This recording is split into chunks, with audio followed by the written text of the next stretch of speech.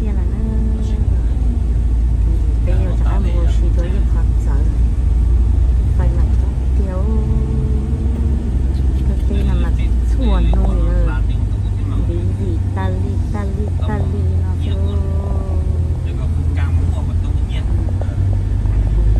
kia rồi có thì biết không cần tên là gì mà người ta chơi này kia kia chơi được một chơi rồi kia rồi kia chơi rồi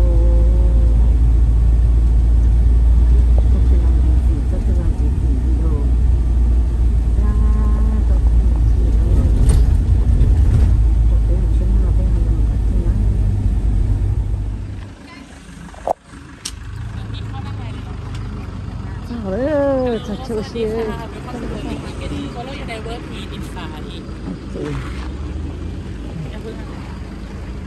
Chào chị đó. Chị tự ngủ rồi. Chào chị ơi. Bây giờ khăn nào cái trong rừng chẳng cứ biết thuốc sao phải nó mà nó sát bạc nữa họ cũ mà tới chị tao cháu chị đâu ừ.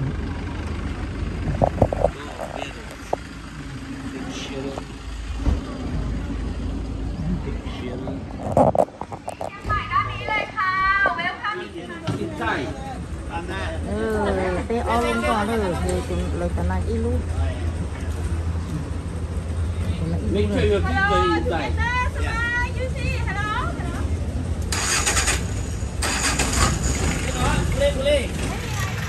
Bên một nữa, bên một cây con nữa. Lên trên cỏ đấy à? Trên một cái là Con nữa. Ta nói trên nó. Golden Market. Cô đi nấu nên to lo yếu thôi thế nè. Mình có play, nó có play rồi.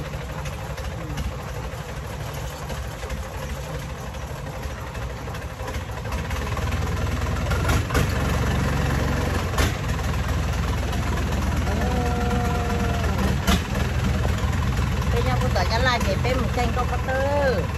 còn cái luật tự nhiên chị bé chanh con tòng cơ, chanh con tòng nó, chân nhà mắc thoát rồi,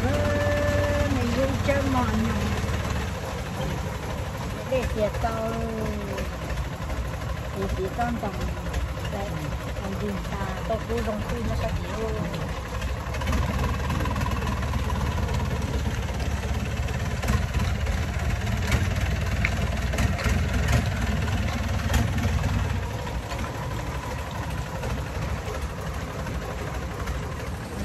Rồi là nó được còn nhiều học của nó thì nó nào vào là lũ chúng mình có bố để lũ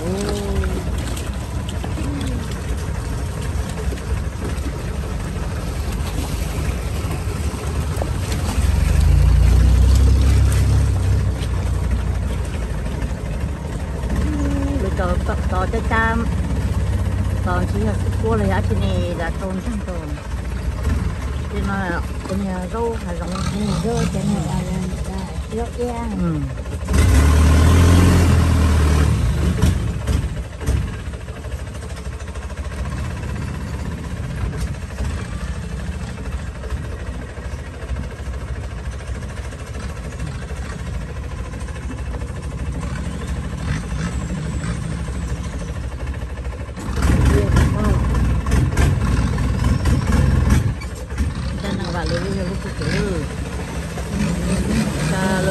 Cô chú nó nè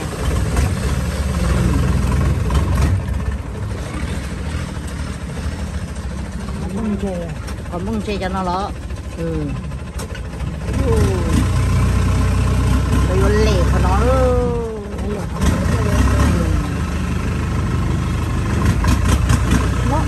có được rồi nó có tiền nữa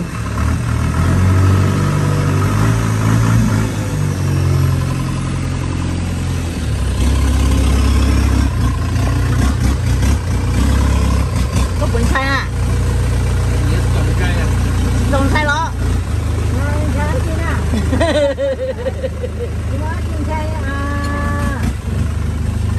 Có thể biết tôi muốn nói mới hay chụp con xe này đã giờ cũng tuổi ở nhà như nào. Mà phô mà làm tàu thì kia lo thì kêu rồi ui cho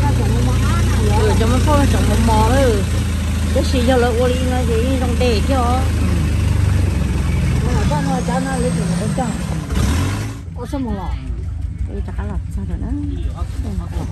con cho chắc là xem được thì bé thở xong rồi chỉ nhọn cái cái cho này cho nó ta tại tôi nữa ấm mông tàu bây giờ cái này ta tại hello ngày học fan cái trái是晒dạ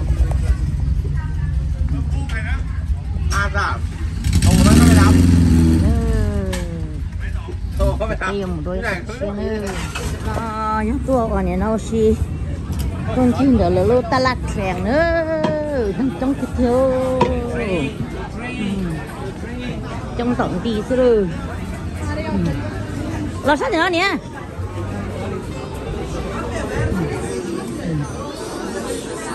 nhớ số nó sao lo ta làm nó phụt to đi rồi ta là phụt to đi kìa mà mặt phải là phụt to đi rồi trong cái thiếu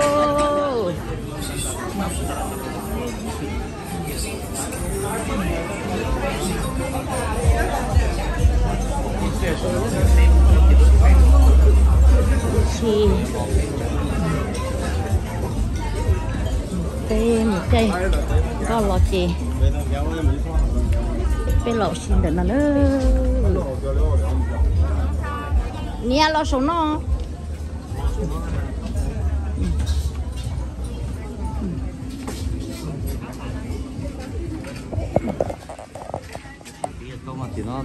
sát thì nó sản xuất của quê, và sát thì sản xuất chỉ cô.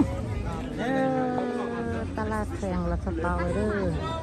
lúc thèn là rồi. Nó trong thịt tia đó, sai trong thịt tia rồi.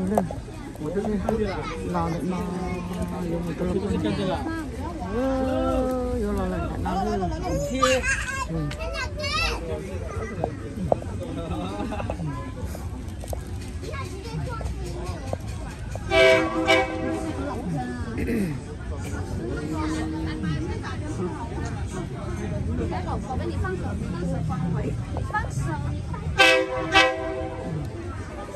cho nửa lòi nửa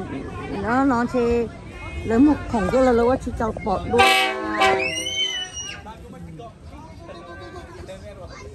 vô cái lúc cho bỏ đuôi xem ra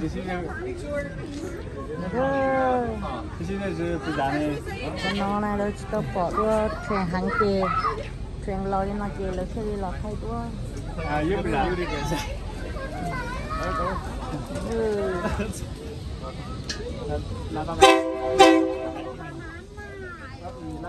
เขาเลยเดี๋ยวเขานำมาตีเกียร์ตัวสีเดี๋ยวจะรูดแรงหล่อนะเป็นทางเกลือเนี่ยเขาน่าใช้จังหวะนี้นะเนี่ย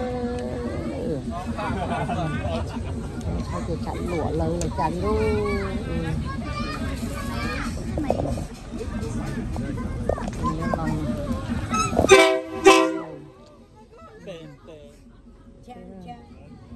แล้วจะปอดรถแรง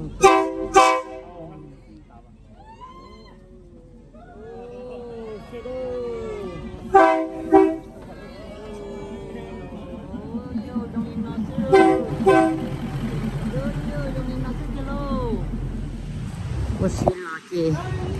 đây là một trò hồ lúa này nó ta la bên này nó 7-Eleven này lo chập lời nhá trò hồ nó giờ rồi lúc căng co nó rồi mai hậu thì tiệc cái chụp hậu đó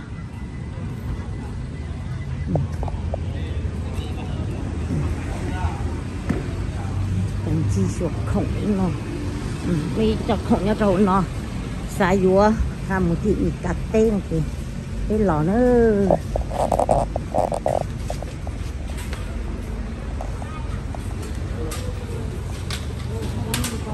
ta lát nó cho hổ về nó đặt thay giả nó ta lại vậy ta làm một giống nó nhưng cũng nó còn hổ luôn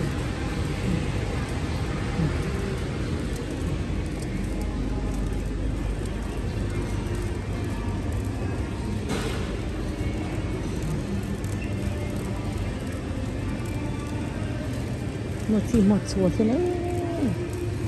cho nó lấm ôn rồi lại cái loạn thì ta là nó sai chơi lớn mà đã chỉ mày là tên là này thế sao cái mà mua này mà mua chị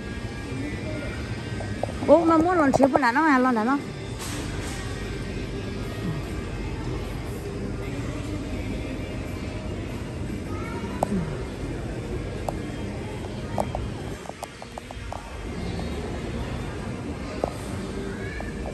lon nào nó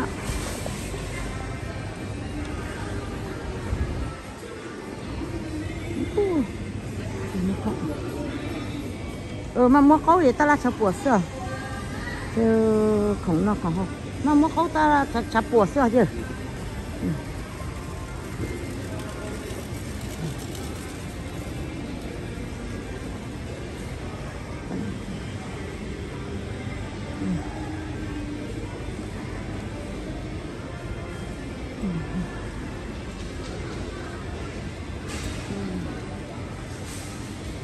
rong cực nữa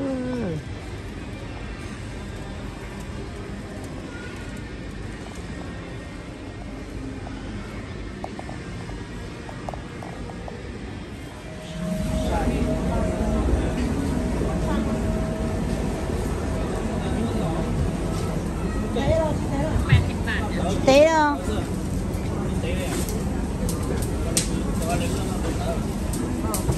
tôi cho nó vậy có được cái này mày ít kho chứ như cho chị vàn nó xuân vàn đó ô mới bị tụt sum à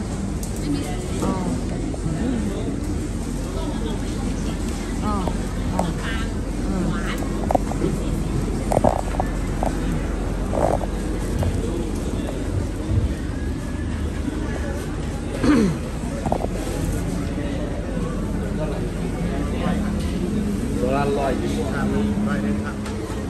ถ้ามีแล้วพี่ตัดได้มันครับเอาที่เอาดี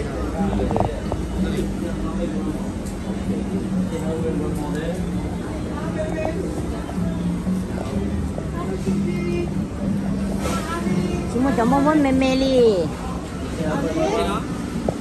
cho mê mê kia à mà mua câu nè chúng mua đây là đồ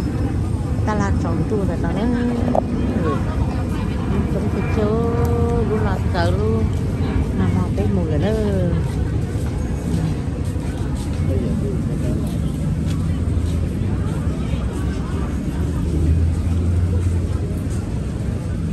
bên chiều thế là chị sáng nó chỉ chị mà vô xưa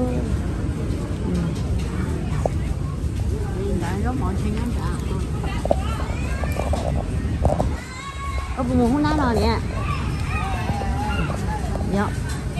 cái máy nó sẽ tại sao phải tông cho